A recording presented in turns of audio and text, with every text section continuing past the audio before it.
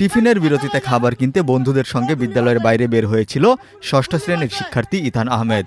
Tiffin শেষে শ্রেণীকক্ষে ফেরার কথা থাকলেও সে এখন কাতরাচ্ছে হাসপাতালের শয্যায়। মাদক ব্যবসা ও আধিপত্য বিস্তারকে কেন্দ্র করে দুই পক্ষের সংঘর্ষের মধ্যে পড়ে পিঠে গুলিবিদ্ধ হয় এই শিক্ষার্থী। 25 জুন দুপুরে কুমিল্লা নগরের কাটাবিল এলাকায় এ ঘটনা ঘটে। গুরুতর আহত অবস্থায় শিক্ষার্থী ইথানকে প্রথমে কুমিল্লা মেডিকেল কলেজে হাসপাতালে নেওয়া হয়, পরে ঢাকায় উন্নত চিকিৎসার জন্য পাঠানো হয়েছে। সে কাটাবিল এলাকার ইউনুস মিয়ার ছেলে। কুমিল্লা মেডিকেল কলেজ হাসপাতালের ভারপ্রাপ্ত পরিচালক মোহাম্মদ শাহজাহান বৃহস্পতিবার সন্ধ্যায় প্রথম আলোকে বলেন, ওই শিক্ষার্থীর পিঠে বিদ্ধ হওয়া গুলিটি ফুসফুসেও আঘাত করে। হাসপাতালে তাৎক্ষণিক আইসিইউ ফাঁকা না থাকায় প্রাথমিক চিকিৎসা দিয়ে বেলা 2:30টার দিকে তাকে ঢাকা মেডিকেল কলেজ হাসপাতালে পাঠানো হয়। এ বিষয়ে কুমিল্লার অতিরিক্ত পুলিশ সুপার মোহাম্মদ সাইফুল মালিক প্রথম আলোকে বলেন, ঘটনাস্থলে বর্তমানে পুলিশের একাধিক টিমের পাশাপাশি ডিবি পুলিশও কাজ করছে।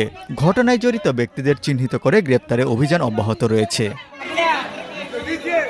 কুমিল্লা নগরের কাটাবিল এলাকাটি মাদকপ্রবণ এলাকা হিসেবে পরিচিত। পুলিশ ও স্থানীয় সূত্র জানায়, ওই এলাকায় মাদকের ব্যবসা নিয়ন্ত্রণ ও আধিপত্য বিস্তারকে কেন্দ্র করে দীর্ঘদিন ধরে একাধিক পক্ষের মধ্যে বিরোধ চলে আসছে। বুধবার রাত থেকে স্থানীয় দুই পক্ষের মধ্যে উত্তেজনা শুরু হয়। রাতে দুই পক্ষের মধ্যে দফায় দফায় পাল্টাপাল্টি ধাওয়া ও কয়েকটি ককটেল বিস্ফোরণের ঘটনাও ঘটে। পরে পরিস্থিতি নিয়ন্ত্রণে রাখতে এলাকায় পুলিশ মোতায়েন করা হয়। প্রত্যক্ষদর্শী ও পুলিশ সূত্রে জানা গেছে, বুধবার রাতের ঘটনাকে কেন্দ্র করে বৃহস্পতিবার দুপুরের দিকে এলাকার সচেতন বাসিন্দাদের ব্যানারে একটি পক্ষ মানববন্ধনের আয়োজন করে।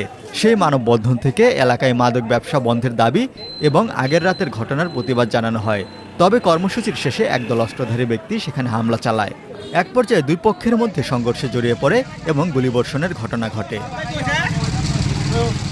প্রত্যক্ষদর্শী কয়েকজনের সঙ্গে কথা বলে জানা গেছে, গুলির শব্দ শোনার সঙ্গে সঙ্গে এলাকায় আতঙ্ক ছড়িয়ে পড়ে। মানুষ নিরাপদ আশ্রয়ের জন্য ছুটাছুটি শুরু করে। মানববন্ধনে অংশ নেওয়া ব্যক্তিরা দ্রুত ঘটনাস্থল ত্যাগ করেন। এমন সময় বিদ্যালয়ের টিফিন বিরতিতে খাবার কিনতে বের হওয়া ওই শিক্ষার্থীর পিঠে গুলি লাগে। এছাড়া উভয় পক্ষের অন্তত 5 জন আহত হন। অন্য আহত ব্যক্তিদের স্থানীয় বিভিন্ন হাসপাতালে চিকিৎসা দেওয়া হয়েছে।